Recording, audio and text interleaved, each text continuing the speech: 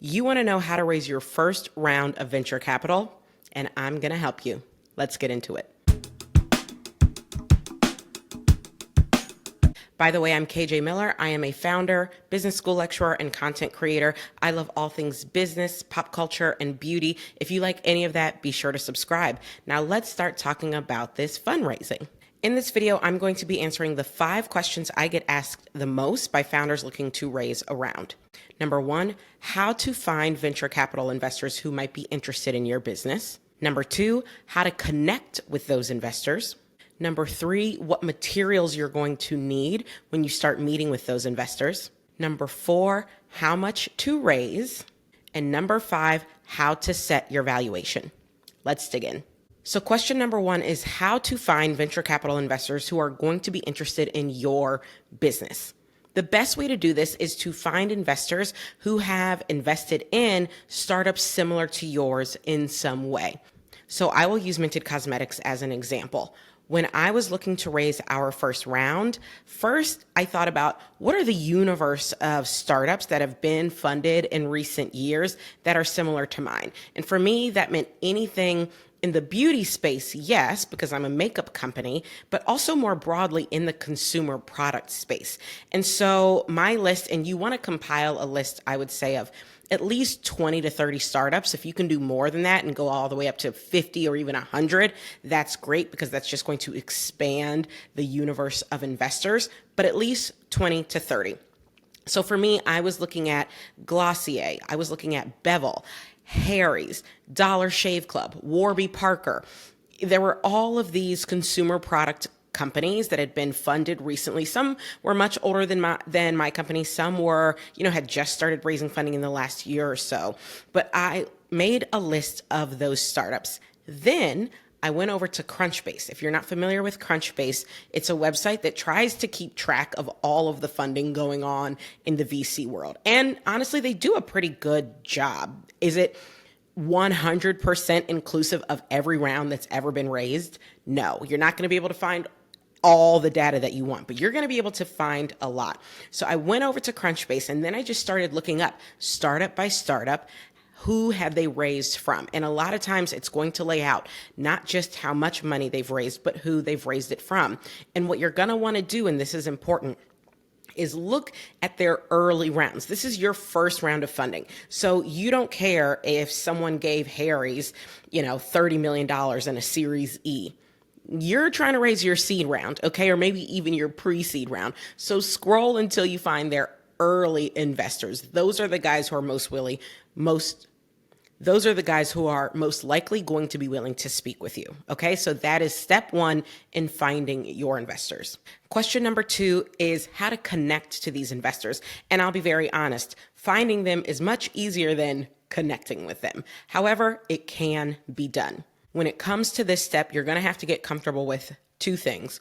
1, trolling on LinkedIn, and 2, cold emailing. You got to get comfortable with both of those things unless you just already have a roster of investors you're connected to. Maybe you have a bunch of friends and family members who are VCs. And so you're just texting your homegirls and homeboys because you know them personally. That's great. For the rest of us, you got to get comfortable with trolling on LinkedIn and you got to get comfortable with cold emailing. Okay, so here's what you're going to do. You're going to go to LinkedIn and look up every single one of those investors and maybe force rank them, right? Maybe not every VC is going to be equal to you. Maybe some have done more deals that you're interested in than others. Maybe some have better reputations from what you've heard and seen than others. So you're going to have a priority list. But for each one of those, you're going to go to LinkedIn. You're going to type in the name of the firm. Then you're going to see who you are connected to that is in any way connected to someone at those firms.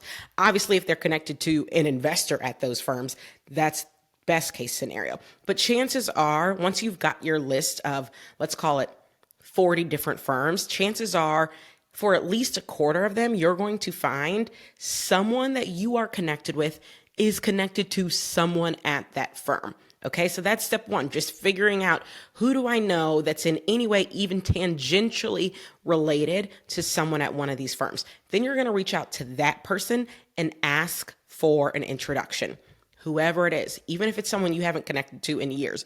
Believe me, I did a lot of that. I did a lot of emailing people who I hadn't spoken to since college because they were connected to someone at a firm I was interested in. Most of the time, they responded, okay? And they made those introductions. It might feel a little uncomfortable, but part of running a startup is getting comfortable with the uncomfortable, okay?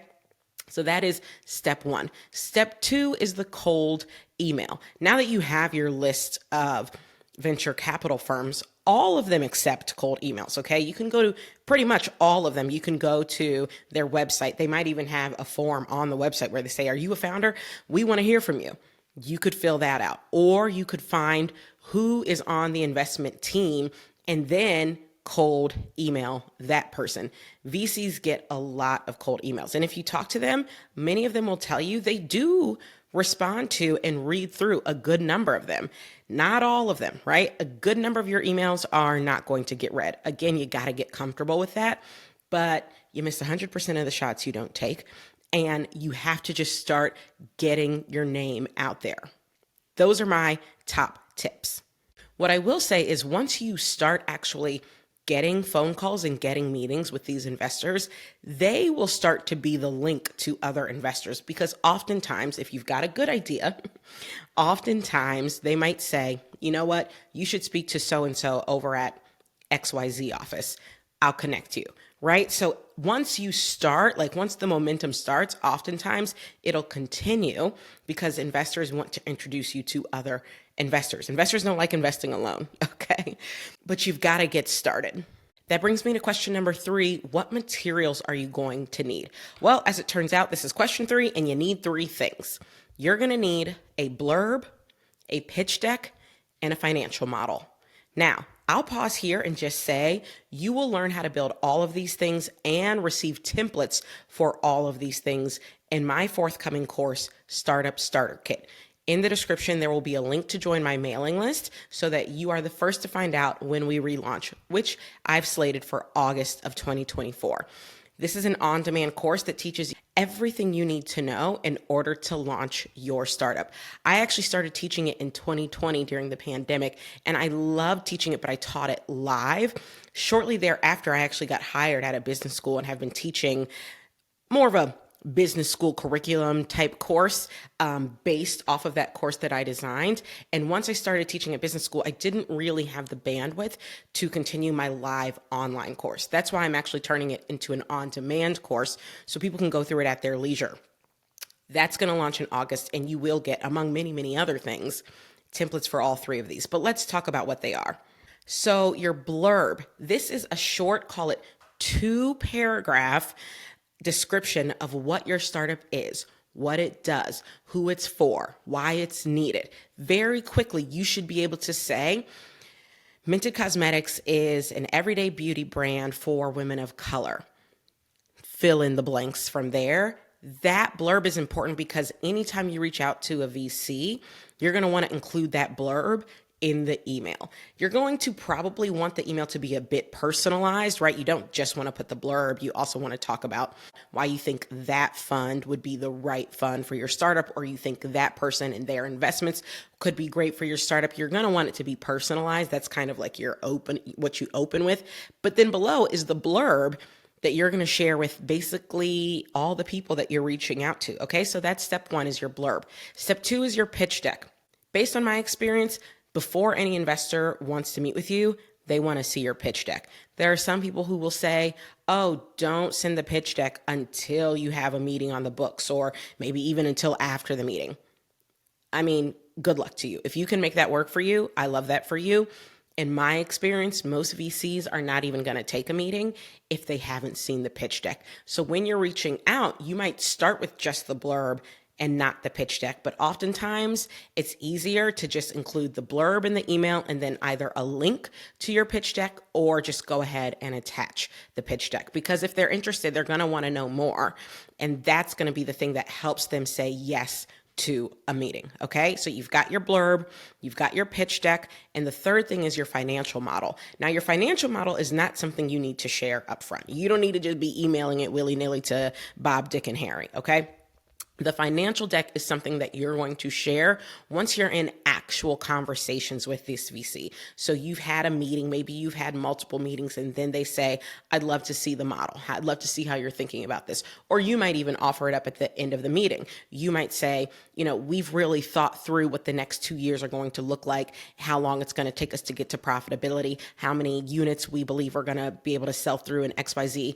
I'd love to share my model with you. So this is something you're going to have in your back pocket, and it's going to lay out what your best guess, and let's be honest, it is a guess, your best guess of both what your revenue is going to look like for the next 1 to 2 years and what your costs are going to look like for the next 1 to 2 years.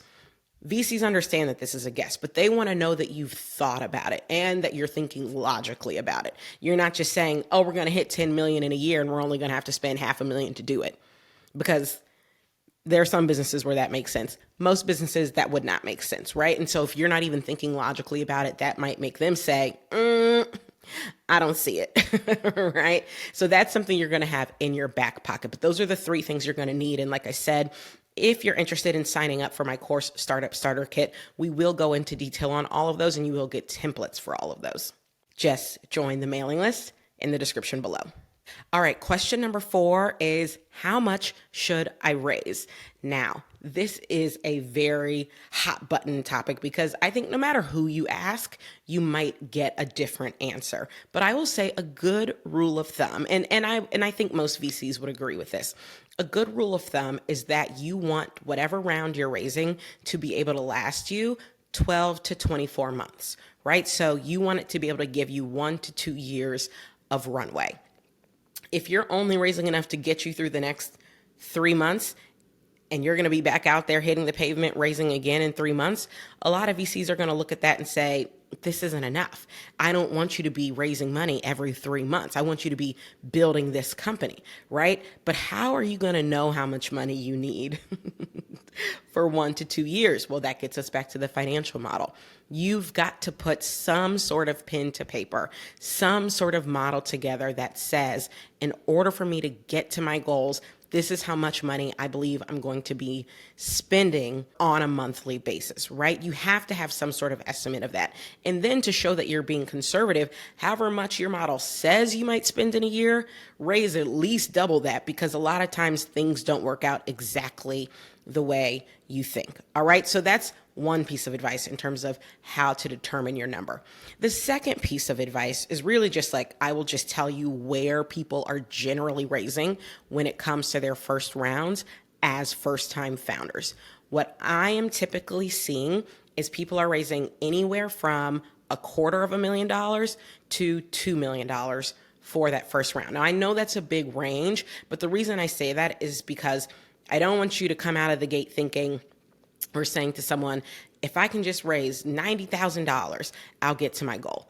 It's just not going to feel right? Like as a temperature check, $90,000 doesn't feel like enough money to build anything that a VC is going to be interested in backing, right? So you don't want to go too low. You also don't want to go too high. If it's your first round as a first-time founder, 9 times out of 10, the business you're building, you should be able to get it off the ground and get some real proof points with $2 million or less, right? So if you come out the gate saying I'm raising a $10 million round and it's your first time raising money, it's just going to be hard not to get laughed out of the room. It's going to feel a little bit like you haven't done your homework. Okay, so I'm just giving you those as guardrails. Yes, there are exceptions to every rule, but generally speaking, between $250,000 and $2 million is sort of where you're going to land. And then the question in terms of where you land really is going to come down to how much do you need to feel secure that you've raised 12 to 24 months in terms of your runway.